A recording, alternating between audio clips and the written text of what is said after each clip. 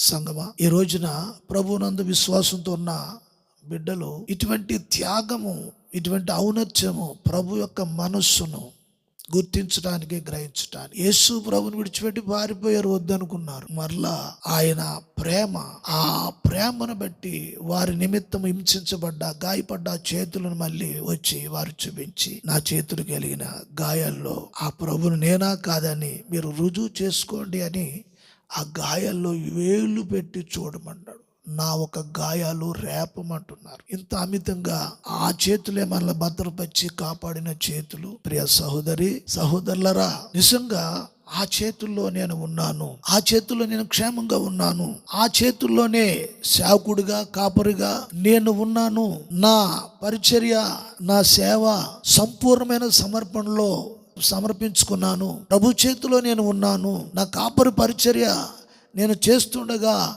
ఎన్నో అవంతరాలు, ఆటంకాలు, ఎన్నో పరిస్థితులు, ఆర్థికంగా పరిస్థితులు, ఎన్నో పరిస్థితులు నాకున్నవి. ఎన్నో చీకటి పరిస్థితులు నా జీవితంలో అలుముకున్నవి. రే సహోదరి సహోదరులారా, కాపర్లారా, విశ్వాసులారా, ప్రభు చేతిలో నీవు ఉన్నావు. హల్లెలూయా. ప్రభు చేతిలో నీవున్నావు. ఎటువంటి వచ్చి పరిస్థితులు వచ్చి నిన్ను తాకి అభ్యంతరాలు, ఆటంకాలు కలుగు చేసిన ప్రభు వస్తువు నీకు తోడుగా ఉన్నది. హల్లెలూయా.